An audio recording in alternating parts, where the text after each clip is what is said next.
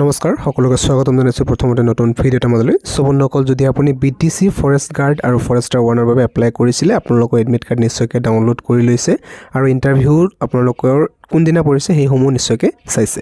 ভেনুটো আপোনালোকে জানে হাৰিনাগুৰি হাই school playground হাৰিনাগুৰি Kokrajhar এটো আপোনালোকৰ আগতে আপোনালোকৰ লোকেশন মাৰি ভালদৰে চাই ল'ব যদি আপোনালোকে চিনি নাপায় ৰিপৰ্টিং টাইমটো হৈছে মৰ্নিং 6 AM ৰ পৰা 9 AM ৰ ভিতৰত যিসকলে গ্ৰেজুৱেশ্যন লেভেল অৰ্থাৎ ফৰেষ্টাৰ 1 ৰ বাবে কৰিছিলে তেওঁলোকৰ 6 জুলাইৰ পৰা 11 জুলাইলৈকে চলিব 6 জুলাইৰ পৰা ষ্টাৰ্ট হ'ব আৰু যিসকলে ফৰেষ্ট গাৰ্ড অৰ্থাৎ হায়াৰ সেকেন্ডাৰী লেভেলৰ বাবে এপ্লাই কৰিছিলে তেওঁলোকৰ ইয়াতে 13 জুলাইৰ পৰা আৰম্ভ হ'ব আৰু 24 জুলাইলৈকে চলিব আৰু ইয়াতে ফৰেষ্টাৰ 1 আৰু ফৰেষ্ট গাৰ্ড দুটা পোষ্টে আপোনালোকৰ গ্ৰেড 3 লেভেলৰ পোষ্ট হয় আৰু ইয়াতে আপোনালোকৰ যদি চাই ফিজিক্যাল টেষ্ট কেনেকৈ লোৱা হ'ব বহুতে ইয়াতে কমেন্ট কৰি সুধি আছিল সো আপোনালোকক কৈ দিও এতিয়া ইয়াতে এটা ডাউট আহিব যে আপোনালোকৰ ডকুমেন্টছ কি লৈ যাব সো প্ৰথম কথা আপোনালোকৰ আগে পিছে ইন্টাৰভিউ যদি দিছে অসম পুলিচৰ হক বা বিভিন্ন ইন্টাৰভিউ যদি দিছে সেই ক্ষেত্ৰত কিন্তু ডকুমেন্ট ভেৰিফিকেশনটো প্ৰথমতে লোৱা হয় সো এই ক্ষেত্ৰতো হয়তো তেনেকুৱাই কৰিব কাৰণ ডকুমেন্ট ভেৰিফিকেশনটো প্ৰথমতে লোৱা হয় আৰু ডকুমেন্ট ভেৰিফিকেশনত যদি সকলো ঠিক আছে দেন আপোনালোকৰ ইয়াতে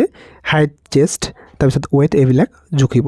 সো আপোনালোকৰ ডকুমেন্টৰ ক্ষেত্ৰত যিবিলাক ডকুমেন্ট আপোনালোকৰ মেট্ৰিক হক হায়াৰ সেকেন্ডাৰী হক আৰু যদি আপুনি ফৰেষ্টাৰ 1 ৰ বাবে কৰিছিলে তেনেহলে আপোনালোকৰ গ্ৰেজুৱেশ্যনৰ ডকুমেন্ট মাৰ্কশিট বা সাৰ্টিফিকেট সকলো আপোনালোকে লৈ যাব আপোনালোকৰ মাৰ্কশিট সাৰ্টিফিকেট যিমান আছে কোৱালিফিকেশনৰ ডকুমেন্ট আৰু আইডি প্ৰুফ সকলো আপোনালোকে লৈ যাব আৰু কপি কৰি আপোনালোকে জেৰক্স কৰি লৈ যাব পাৰে সো আপোনালোকৰ যেটো অৰিজিনাল সমূহ প্ৰয়োজন হ'ব কাৰণ ডকুমেন্ট ভেৰিফিকেশন অৰিজিনালটো হে সাবমেলৰ ক্ষেত্ৰত যদি আমি জেনাৰেল ক্যান্ডিডেট হলে এতে 163 সেন্টিমিটাৰ হ'ব লাগিব আৰু ফিমেল হলে 153 সেন্টিমিটাৰ হ'ব লাগিব আৰু শিডিউল ট্ৰাইব এসটি ক্যাটাগৰী পৰা যদি হয় আপোনালোকৰ মেল ক্যান্ডিডেট হলে 153 সেন্টিমিটাৰ হ'ব লাগিব আৰু ফিমেল হলে 145 হলে হৈ যাব ইয়াতে এতিয়া চাব পাৰে আপোনালোকে জেনাৰেল বুলি কাক বুজাইছে এটা জেনাৰেল বুলি ক'লে আপোনালোকৰ অকল জেনাৰেল ক্যাটাগৰী বুজোৱা হোৱা নাই কাৰণ শিডিউল ট্ৰাইবৰ ক্ষেত্ৰত এসটি প্লেন এৰিয়া ক্যান্ডিডেট সকলৰ বাবে তলত যেহেতু স্পেসিফিক্যালি দিয়া আছে সো ওপৰৰ জেনাৰেল ক্যাটাগৰী ইয়াতে আপোনালোকৰ এসসি ওবিসি আৰু জেনাৰেল যিসকল হয় সকলো ইনক্লুড থাকিব কাৰণ মেল ক্যান্ডিডেটৰ হাইট মিনিমাম 163 সেন্টিমিটাৰ হ'বই লাগিব ইয়াতে এসটিৰ বাহিৰে আৰু ফিমেল হলে 153 হ'বই লাগিব আৰু চেষ্টৰ ক্ষেত্ৰত যদি আপোনালোকে চাই ইয়াতে নৰ্মেলত 79 সেন্টিমিটাৰ হ'ব লাগিব আৰু এক্সপেন্ড কৰাৰ পিছত 84 সেন্টিমিটাৰ ডকুমেন্টৰ ক্ষেত্ৰত যিবিলাক আপোনালোকে আপলোড কৰিছিলে অল এডুকেশনাল টেষ্টিমনিয়েল সাৰ্টিফিকেট মাৰ্কশিট এবিলাক আপোনালোকে লৈ যাব লাগিব এছ প্ৰুফ সাৰ্টিফিকেট আপোনালোকে লৈ যাব লাগিব যদি বাৰ্থ সাৰ্টিফিকেট আছে লৈ যাব নহলে আপোনালোকৰ মেট্ৰিকৰ যেটো এডমিট কাৰ্ড সেইখন লৈ যাব লাগিব যদি আপোনালোকৰ হাইট ওয়েট সকলো ঠিক আছে নহলে আপোনালোকৰ এতে ফিজিক্যাল টেষ্টৰ বাবে এলিজিবল হ'ব আৰু ফিজিক্যাল টেষ্টটো অকমান বেলেগ ধৰণৰ হ'ব বেলেগ ধৰণৰ বুলি কিয় কাৰণ ইয়াতে আপোনালোকৰ 3200 মিটাৰ নহয় বা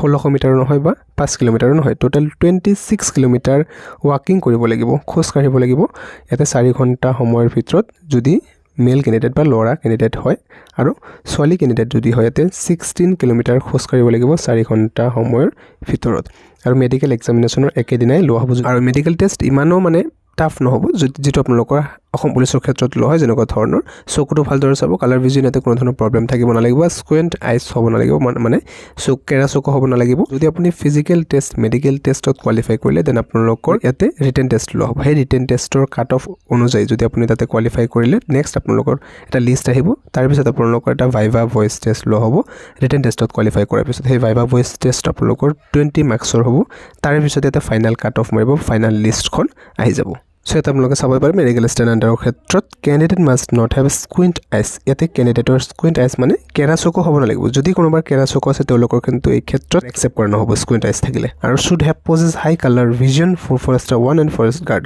পোষ্ট দুটাৰ বাবে আপোনালোকৰ ফৰেষ্ট গাৰ্ড হওক বা ফৰেষ্টাৰ 1 হওক দুটাৰ বাবে আপোনালোকৰ কালাৰ ভিজন টেষ্টত কোনো ধৰণৰ প্ৰবলেম হ'ব নালাগিব লগতে কৈছে the distant vision should be 6/6 at least I so আপোনালোকৰ ডিষ্টেন্ট ভিজন যেটো আছে মানে ভিজনটো 6/6 হ'ব লাগিব আৰু 6/9 তকে যাতে কম নহয় সো যিসকলৰ ইয়াতে ফিজিক্যাল টেষ্ট আছে তেওঁলোকে আশা কৰো ভালদৰে প্ৰেক্টিছ চলাই আছে আপোনালোকে প্ৰেক্টিছ চলাই যাব কিয়নো ফিজিক্যাল টেষ্টৰ ডেট অতিকৈ কাকচাপি আহিছে সো আশা কৰো ইয়াতে সিলেকশন প্ৰসেছৰ ক্ষেত্ৰত আপোনালোকৰ যদি কিবা ডাউট আছিল তেনেহলে আপোনালোকৰ ডাউটখিনি ক্লিয়াৰ হৈছে আৰু তথাপিও যদি আপোনালোকৰ কিবা ডাউট থাকে যে আপোনালোকে কমেন্টত জনাব পাৰে ভিডিওটো ইমান আছিল লাইক এটা কৰি ৰাখিব পুনৰ লগ পাম নতুন ভিডিওৰ মাজলৈ থ্যাংক ইউ